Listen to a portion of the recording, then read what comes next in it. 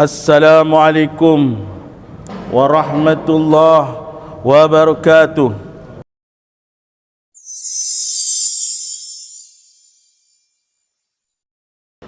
Innal hamdalillah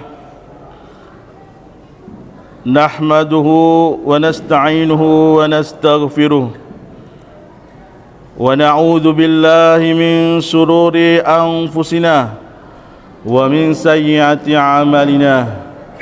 Man yahdihillahu fala mudilla lahu wa man yudlil fala hadiya lahu. Ashhadu an la ilaha illallah wahdahu la syarika lahu wa ashhadu anna Muhammadan abduhu wa rasuluhu la nabiyya ba'da. Allahumma salli wa sallim wa barik ala sayyidina Muhammadin wa ala alihi wa ashabihi ajma'in. Faya ibadallah, usikum wa nafsi bittaqwallah, faqad fazal muttaqun. Wa qala Allah ta'ala fil kitabil karim, a'udzu billahi minasy syaithanir rajim. Bismillahirrahmanirrahim. Ya ayyuhalladzina amanu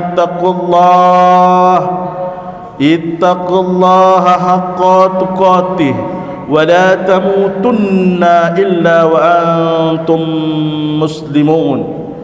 Shadaqallahul azim. Hadirin sidang Jumat rahimakumullah, lagi dan lagi mari kita bersama senantiasa bersyukur kehadirat Allah, mengucapkan hamdalah, alhamdulillah atas segala curahan nikmat dan karunia, nikmat-nikmat yang tak terhitung jumlahnya, nikmat-nikmat yang mungkin kecil bagi diri kita, tapi sejatinya sangat besar nilainya bagi seorang hamba. Lebih-lebih nikmat daripada iman, nikmat Islam, pun juga nikmat sehat. Lihatlah bagaimana setiap hari detakan jantung kita memompa daripada saluran peredaran darah kita, bagaimana paru-paru kita mengatur sedemikian rupa pernafasan kita. Kita tidak merasakan proses tersebut. Inilah nikmat yang sangat besar, nikmat fisik, nikmat badaniyah kita yang sehat yang Allah curahkan kepada kita. Nikmat tersebut akan sangat bernilai, sangat berharga jikalau kita diberikan ujian yang namanya sakit. Maka saat kita di rumah sakit, taulah nilai daripada nikmat tersebut. Maka penting bagi seorang hamba jangan menyepelekan nikmat-nikmat yang Allah, yang mungkin setiap hari kita tidak terpikirkan oleh diri kita. Lebih-lebih nikmat iman, nikmat Islam. Sebagai seorang hamba muslim yang sejatinya kita senantiasa harus bersyukur kepada Allah. Lebih-lebih kita diberikan oleh Allah kesempatan, diberikan waktu terutama. Apa nikmat waktu yang Allah amanahkan kepada kita? Yaitu kita sudah ingat di penghujung daripada bulan Sya'ban. Ternyata doa kita, Allahumma barik lana fi Rajab wa Sya'ban wa balighna Ramadan, Allah ijabah, Allah kabulkan. Sehingga mudah-mudahan dengan keberkahan doa tersebut, dengan berkah amaliyah wirid-wirid kita yang Allah ijabah tersebut, mudah-mudahan betul sampai kepada bulan suci Ramadan yang kurang lebih tinggal menunggu hari. Inilah nikmat yang sangat besar, nikmat waktu selain daripada iman dan Islam.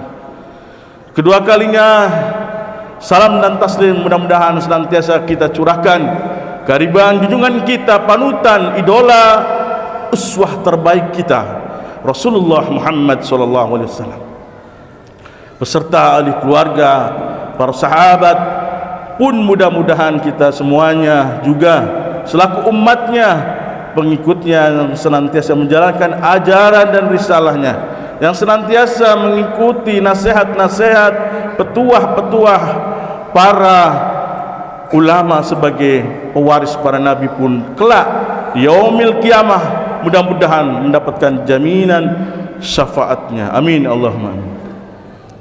Seperti biasa, khotib berwasiat kepada jamaah pada umumnya sekaligus pribadi khotib untuk kita bersama berupaya minimal mengistiqomahkan ketakwaan kita kepada Allah Subhanahu wa taala, pun jauh lebih baik daripada itu, yaitu kita meningkatkan kualitas takwa kita kepada Allah dengan menjalankan apa-apa yang menjadi perintah Allah dan menjauhi segala larangan-larangan Allah. Hadirin sidang Jumat yang berbahagia, di momen-momen hari-hari menunggu datangnya bulan suci Ramadan di akhir bulan Sya'ban ini, sungguh tepat kiranya saya memberi atau kita saling mengingatkan satu sama lain bahwa kita harus melakukan sebuah persiapan. Kalau sekiranya seorang pejabat terhormat, seorang presiden, seorang gubernur,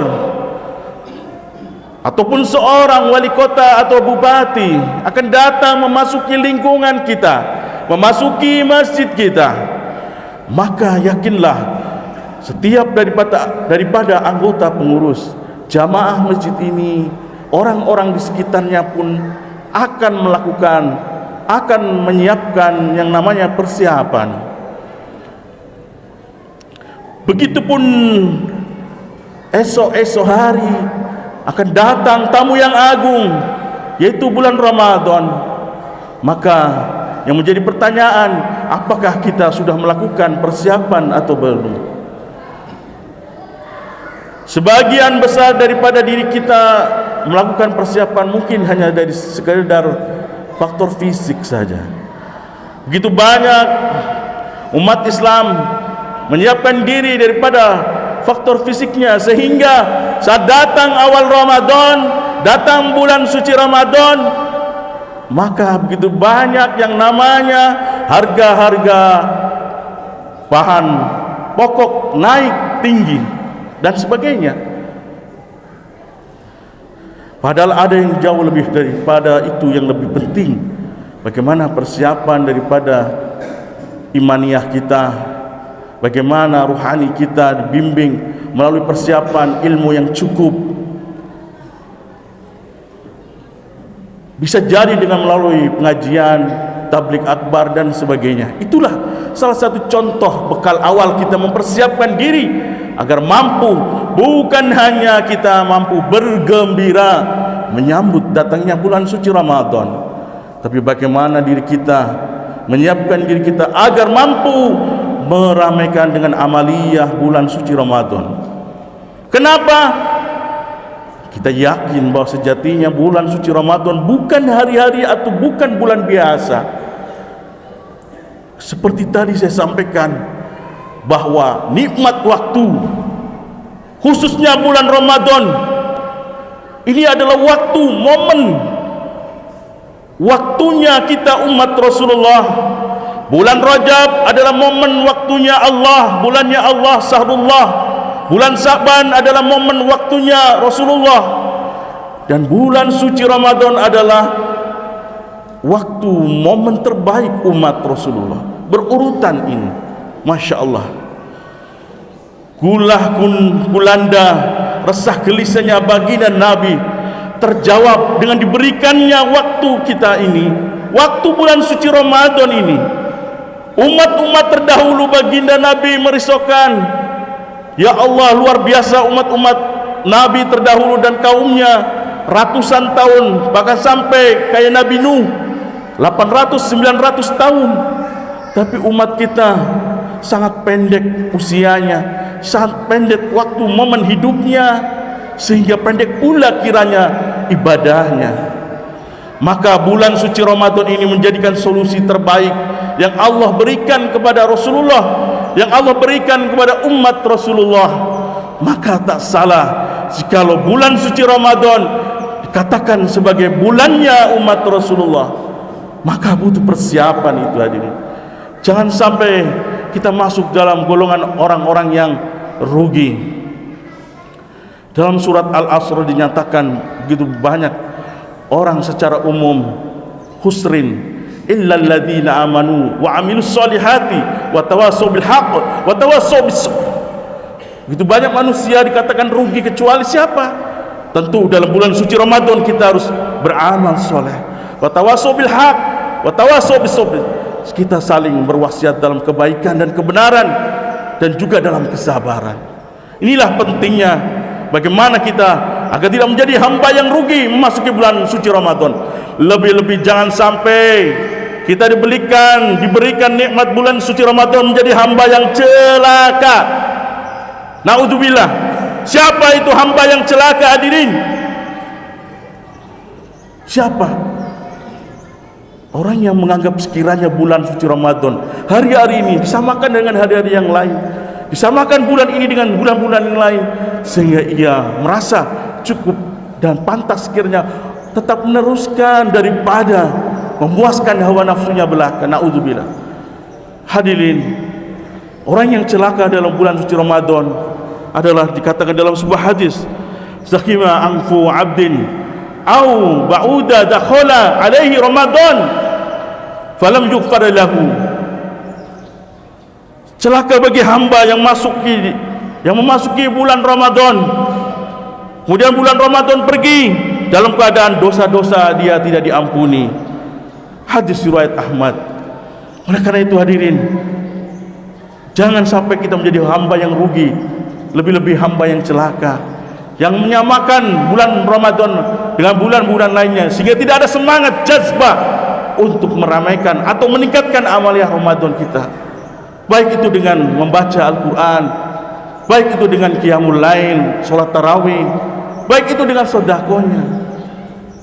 Mari kita betul-betul isi bulan Ramadan ini dengan peningkatan amaliyah, sehingga kita bukan masuk dalam golongan orang yang celaka, tapi golongan orang yang betul-betul kelak di akhir penghujung Ramadan pantas mendapatkan ampunan. Itulah orang yang mendapat kemenangan. Hadirin sidang Jumat rahimatullah,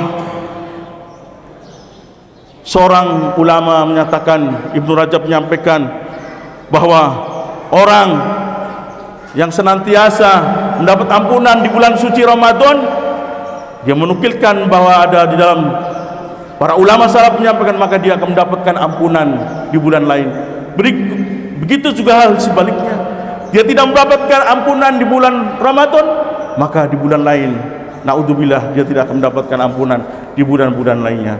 Maka mari kita isi bulan Ramadan ini dengan amaliyah Ramadan, dengan amaliyah-amaliyah yang dipandu, difasilitasi oleh panitia amal Ramadan masjid ini. Mari kita sukseskan sehingga kita memperoleh betul-betul ampunan Allah Subhanahu wa ta'ala. Barakallahu li wa lakum fil Qur'anil azim wa nafa'ani wa iyyakum bima fihi minal ayati wa dzikril hakim wa taqabbal minni wa minkum tilawatahu innahu huwas samiul alim.